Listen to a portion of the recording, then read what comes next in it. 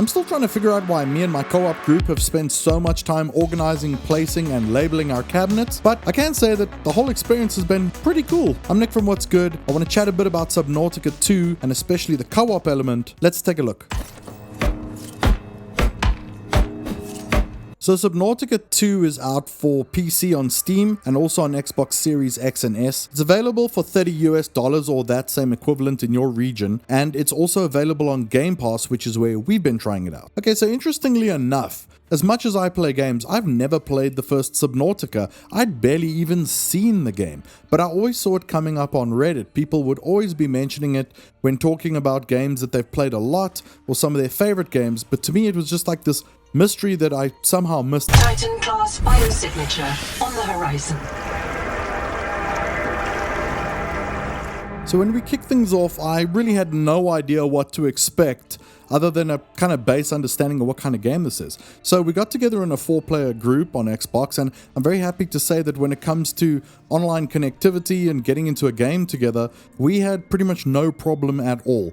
We're all joining in on one person's game and we're playing on that every week. So I haven't fully explored what would happen if I try and go into a game by myself. I doubt I'll take any of that sort of world progression with me, but we're all just, you know, as a plan, jumping in together into one world and we're playing that. To explain a bit of the experience that I've had so far, we kicked things off, we started with a bit of an intro, and then once you get through that, you basically get to the main world. You're on this little floating pod thing and there's some information for you, and you basically just drop into the ocean and start going from there.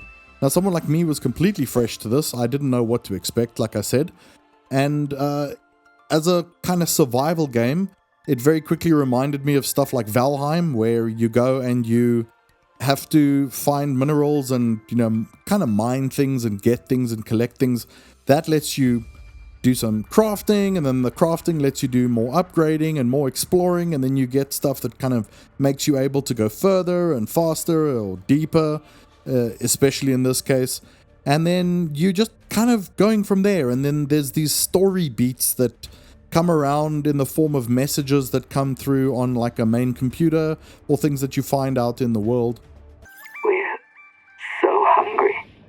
There's food all around us, but... So 2 of the people in my group have actually played quite a lot of No Man's Sky. They played it mostly solo, but there was a little bit of co-op involved there. And one of them referred to Subnautica as No Man's Sky, but under the sea. And I think that feels kind of right in a way. I think what was really cool was just this feeling that there was a true sense of exploration, especially for those of us who had never really played the first game at all. So we just jumped into the water and everything was literally and sort of figuratively alien to us. So there's all these little plants underwater that do things, there's minerals everywhere. You start realizing very quickly that one of the big problems in this game, being a survival game, is you need oxygen underwater all the time, and you also need to drink water and eat food in order to stay alive. I do believe there's other modes. I think the original game did have like creative modes where you could just sort of do what you want, but we've been playing this in the proper survival type mode, and it's been good fun. It's been a good challenge, let's put it that way. It's kept things interesting. So as we've been coming back every week and playing more and more, it's been really cool just discovering what's around and crafting things, and then realizing we can go and scan items to, you know, unlock more things. And then after a while we're going underwater for longer and we can move faster. We start creating these little vehicles that let us cruise around. And, you know, before we knew it, we had a little bit of a base going. We had to figure out what we're doing with this thing and what kind of rooms we need and how to power it, and using solar panels and all these sorts of things. And this whole process has been quite cool as we go and we figure things out. You start to quickly realize that you need to have a bit of a process going. It just kind of happens organically. During one of our sessions, basically just decided that I'm going to be the person responsible for food and water. So while some of the other guys were busy cruising around and going to go find the minerals they needed to create the moon pool so that they could create us a vehicle, I was literally just going out and essentially fishing by cruising around, picking up fish and all these little, they called like water slugs, I think. which have water in, although there's other ways to do it, and then getting back to our base, going and crafting out, some cooked food and water, and just like stocking this one cabinet, which we named the fridge. So we just have things there so that while everyone else is doing things, if you suddenly realize you need food and water, you can just quickly head back and grab that. And while that's happening, the others are busy, now building those things we're talking about. Now we get to do cool new things. Angel Cone. The cone contains useful adaptations, but it must be cleared of virus. That allows us to then go further and deeper, like I mentioned, and start seeing new things. And once you really start getting into some of the depths, you get to some pretty harrowing areas in terms of just how creepy it feels. And if you're someone who has like thalassophobia or megalophobia, you're going to struggle in this game because you're going deep in the ocean and there are some big things down there, enough to make us, well, let's just say that our online Xbox party had a lot of screaming and shouting happening at one point. At the same time, that's what made it fun. We've expanded our base and done a few things with it now, but because we're also still figuring things out, we're finding out the hard way that we maybe didn't put it in the right place to be able to put a moon pool that could fit a vehicle station under it or things like that. So it's been a bit of a learning process. We have had to Google one or two things to figure out what the heck we're doing. And as it was early access, we found that for the first few weeks, there were updates coming in that changed things as we were playing. And I mean, in some cases, it was just straight up bug fixes and things like that. We, for example, built the scanner that lets you ping. You can put something in the scanner, like a certain material, and then you can scan the area, and then it'll show you on a map where that thing is. And then you can go swimming off to go find it because it highlights it for you on your HUD. But the first time we tried to use it in the first week we built it, it just didn't work. We would put things on and we just couldn't see what it was doing. So we were very confused because we weren't sure if we were doing something wrong or not understanding it. But when we came back the next week, it suddenly was working. So that was good. It's worth mentioning that even though it's a survival game, and like I said, there are some creepy elements in it, including some not so huge creatures, but more things that are kind of shark-sized, which you might find enough problem with. I must say that it's not a scary game. I've heard that people have said that the first game could get kind of scary. Maybe there are parts that get really scary or more scary, but for the most part, when you're swimming around, you get a bit tense if you hear something biggish around you. And there's the occasional yelp coming out of one of us when one of the enemy types of fish suddenly grab you and start flinging you around. But it's nothing like horror-like. There's nothing super scary that we've run into in the amount of time that we've played over a whole bunch of sessions so far. So it's been quite a relaxed experience. So if anything, the fish give you a bit of tension rather than scares or feeling like you're really in an underwater hellscape where you're really worried about everything that's coming for you. Most of the time, you'll be more worried about how much oxygen you got left and which way you came into a cave so that you can either get to a plant that gives you oxygen or get the hell out of there quickly. I really like that also once you got more of the equipment, you can do a little bit more and get around a bit quicker. You start getting like a dash boost, which was really cool. And one of the other items that I got, which I really liked, is this thing called like an air bladder.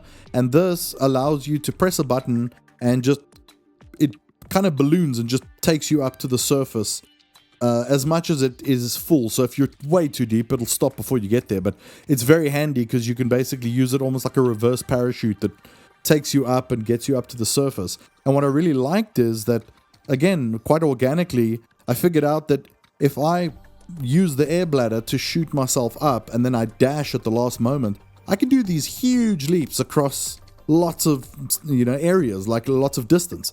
So I've been using that as a cool way to get around, and I'm assuming that anyone who plays this game will just figure that out and also start making use of that, especially people who have been playing it a lot. What's also cool is that when you go up, that oxygen or that air bladder just immediately refills. And when you're down underwater, you can also use it to give you more oxygen so that you can last that little bit longer. So sometimes that's a better option than, for example, just trying to get up. And thankfully, in this world, you don't immediately get the bends. And or explode from the pressure at these depths anyway. If you start going too low down, it'll tell you shouldn't be going down here. You're going to get crushed or something. So you need the right equipment for that. When it comes to the other equipment, though, on that note, there's a lot of things that you unlock in terms of like scanners and tools and a resonator that can, your multi-tool can do things like break little pieces of elements off of things that you can essentially mine them. But the resonator is a bit bigger and you need that to like break up big deposits of something like copper or titanium. So you keep getting these things as you go along, and eventually you get yourself the device that lets you basically base build, and then you can start creating rooms and putting up cabinets and making a whole process out of it where we've got like cabinets for all the different things we need. And what's really nice is that it automatically all channels into your fabricators, so you don't have to go and get the things you need out of your cabinets and then go and create it. It'll just automatically feed that straight in to the fabricator so that you can make what you need. And it's really been quite a lot of fun just taking those next steps and figuring out what to do next. And you really are motivated a lot by just these recipes for crafting, where you're like, okay, we want to build this, but we need copper and we need this and we need that, and then that'll allow us to make the things we need, and then with those things we can now make this one big upgrade and go from there. If there's anything I would say in the negative about the whole experience as a whole, it does kind of feel aimless, as I think it would in this sort of genre is kind of like that. You're supposed to sort of just be there and enjoy the game for what it is, but even though there's these story beats coming in with the recordings and things that you can listen to, there isn't like a major narrative that's going on. So you should just know this. If you want to get into something that is going to have like a strong story that you and your buddies can experience while playing, I wouldn't say that this is the right game for you, but that's not really a problem if you know what you're getting into and you know what you're in for. So I can't speak for the PC experience, but so far on the Xbox, our connections have been really solid. We've had no major issues with lag, with ping problems, with spikes, with nothing like that. It's all been pretty smooth sailing. I think being an early access game, you're going to have a few little issues here and there.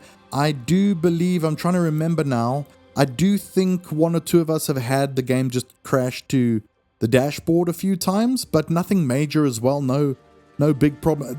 Let me put it this way. I've played some early games before, and some of them can be really janky. This game has actually felt like it's in a really good place straight away. And to think that this is just in early access and that they've got a lot planned for this and what they're going to do with this, I really think that whether you're someone new to it like me or you're an established fan, it looks like they're doing all the right things here, and people are going to have a great time, not just now, but going forward. So if you decide to pick it up and play, I think you're going to have a pretty good time. I haven't played it solo, but I know that the first game was solo, so I want to assume that this is the kind of game that's going to still work great as solo, just because of its origins. If you've been playing it solo, please hit me up in the comments and let me know how that experience has been for you so far, because when it comes to things like the co-op, it's been awesome.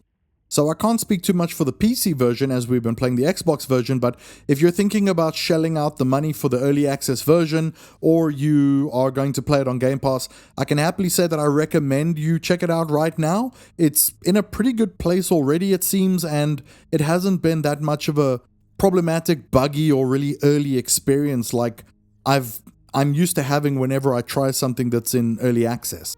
So have you been playing it? Are you thinking about playing it? If you have been playing it, then drop a comment and let us know how it's going, whether you're playing on PC, console, if you're playing alone, or co-op. I'd love to hear what that experience is like, and it can also let more people know what kind of game this is and what they're in for. Thanks for joining me for this chat about Subnautica 2. If you enjoyed the video, hit the like button to let me know. You can also check out some of these videos over here, and of course subscribe to the channel if you want to see more like this. Thank you so much for watching. I'll see you soon.